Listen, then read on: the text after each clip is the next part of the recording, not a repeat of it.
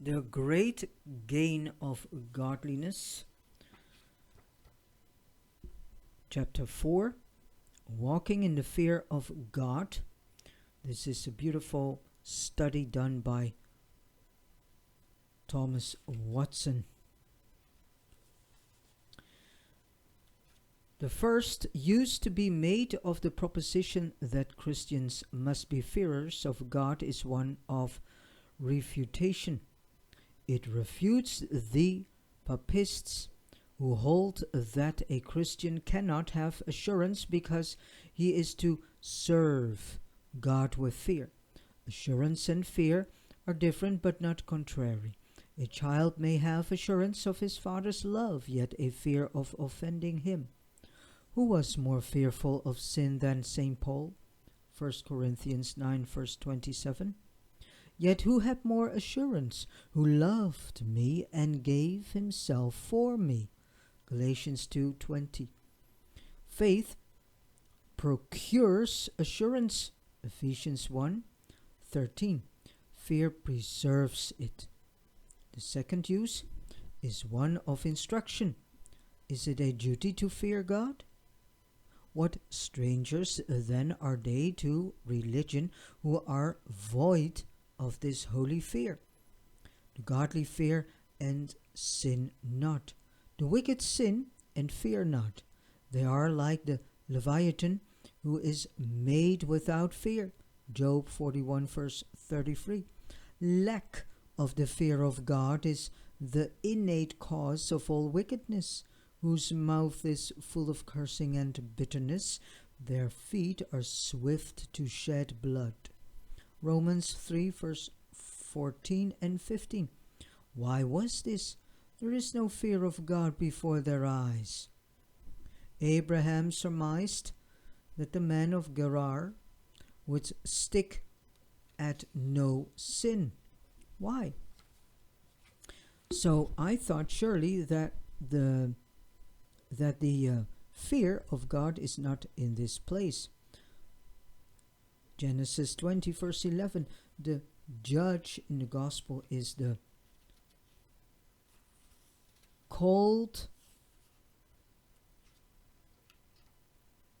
judge in the gospel is called an unjust judge. Luke 18 verse 6. And no wonder, for he feared not God. There must be an excess of sin where there the fear of God is lacking to restrain it. The water must overflow where there are no banks to keep it out. We live in a godless age. Would men dare to sin at the rate they do if the fear of God were ruling in their hearts? Would they dare to swear, be unclean, unfalse weights, bear false witness, hate purity, deride God's signs in the heaven, forge plots, persecute Christ's body? If they had the fear of God before their eyes. These men proclaim to the world that they are atheists. They do not believe in the immortality of the soul. They are worse than brutish. A beast fears the fire. These fear not hellfire. They are worse than devils, for they believed and tremble. James 2 verse 19. The third use is one of lamentation. Let us bewail the lack of the fear of God. Offended piety is leaving the earth.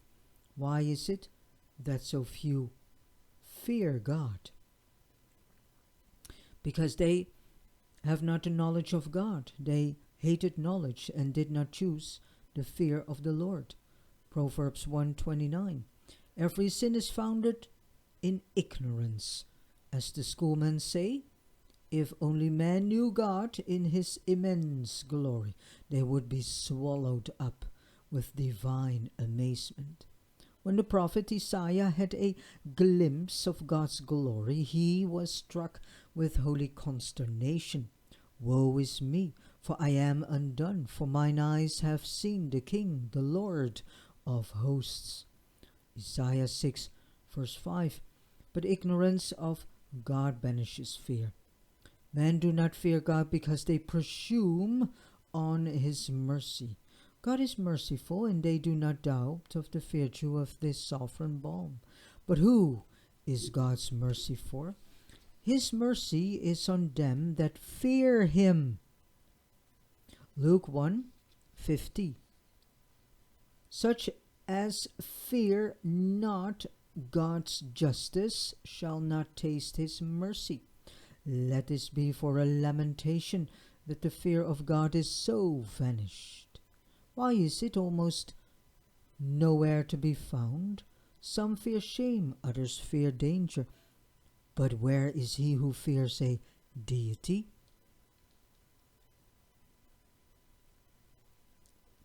Diogenes came into a full market with a candle and lantern. They asked him what he sought. He said, Hominem vero, I seek a man, that is, a wise man. So in a crowd of people we may go and seek a man fearing God. And not only among the generality, but even among professing Christians. How few fear God in truth. Profession is often made a cloak to cover sin. Absalom palliated his treason with a religious vow. 2 Samuel 15 verse 7. The Pharisees made long prayer a preface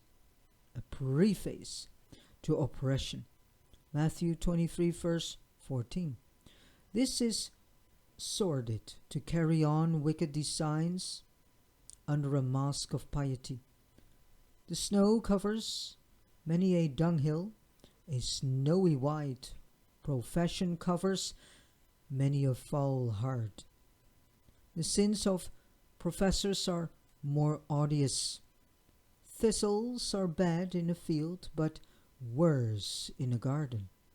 The sins of the wicked anger God, but the sins of professing Christians grieve him. The fourth use is one of reproof.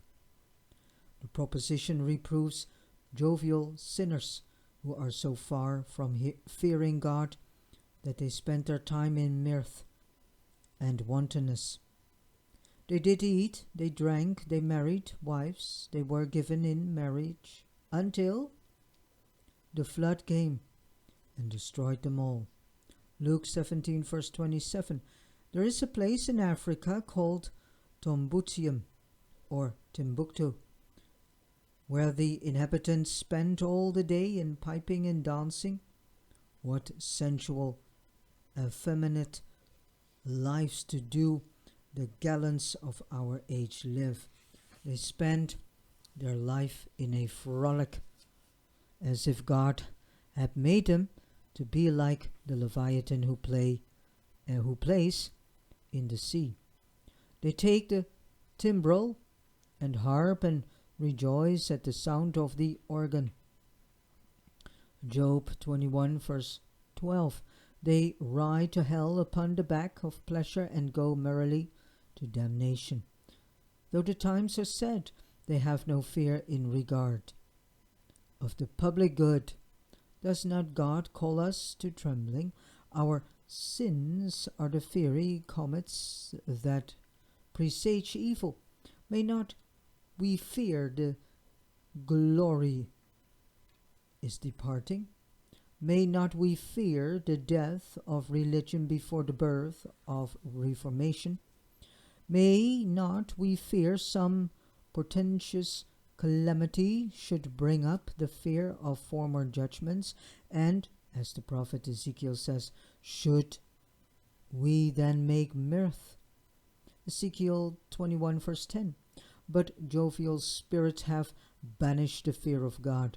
They lie upon beds of ivory and stretch themselves upon their couches, drink wine in bowls, and anoint themselves with the chief ointments. Amos 6 verse 4 and 5. Sinners whose hearts are hardened with soft pleasures, let them have their lusts, and farewell Christ and his gospel, feeding themselves without fear. Jude 12. But they forget death will bring in the reckoning, and they must pay the reckoning in hell. The Turkish Sultan, when he intends the death of any of his pashas, invites them to sumptuous feast and then causes them to be taken away from the table and strangled. So Satan gluts men with sinful pastimes and delights, and then strangles them. Foolish gallants are like the fish that swim pleasantly through the silver streams of Jordan, till at last they fall into the Dead Sea. 1 Timothy 6 verse 9. It reproves secure sinners who have no fear of God, like Laish of old. They are a people quiet and secure. Judges 18 verse 27. Those who are least safe are most confident. Security throws men into a deep sleep. Birds that build and roost in steeples, being used to the continual ringing of bells, the noise does not at all disturb them. So sinners who have been long used to the sound of Aaron's bells, though now and then they have a peal rung out against their sins, yet being used to it, they are not startled. A secure sinner is known thus. He lives as bad as the worst, yet hopes to be saved as well as the best. He does bless himself, saying, I shall have peace, though I walk in the imagination of my heart. Deuteronomy 29 verse 19. As if a man should drink poison, yet not doubt, but he shall have his health. A secure sinner lies in Delilah's lap, yet hopes to be in Abraham's bosom. B. A secure sinner thinks all is well because all is in peace. He hears others speak of a spirit of bondage and the terrors they have felt for sin, yet he thanks God that he never knew what trouble of spirit meant. He thinks his conscience is good because it is quiet. When the devil keeps the palace, all is in peace. Luke 11 verse 21, the philosopher says, one great sign of an earthquake is excessive calmness of the air. Ungrounded peace presages an earthquake in the conscience. And C, a secure sinner is careless about the main chance, the best opportunity.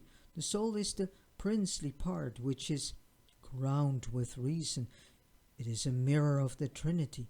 As Plato calls it, a secure sinner provides for his body, but neglects his soul, like one that waters his flowers, but never minds his jewels. Behold here a secure person who is in a spiritual lethargy. He has no sense of the life to come. He is destitute of the fear of God. It reproves scoffers who are the vilest of sinners. There shall come in the last days scoffers. 2 Peter verse 3 of chapter 3. Such were Lucian and Porphyry. These Ishmaels jeer at holy walking and make all religion a ridicule. They throw squibs of reproach at the saints. Quintinus scoffed at Christ's apostles. In the massacre at Paris, the papists cried out to the Protestants when they murdered them, where is now your God? What is become of all your psalms now? and your prayers. Some martyrs in Prague, as they were at supper, being the next day to suffer, comforted themselves, saying that this was their last supper upon earth, and that tomorrow they should sup with Christ in heaven. A great papist flouted them, saying, "Does Christ have cooks for you in heaven? These are devils in the likeness of man. They are far from the fear of God. The scorner's chair stands at the mouth of hell." And we are in these last days where we see all these scoffers arising. And with this said, I have come to the end of this chapter 4. And thank you so much for listening. And God bless you.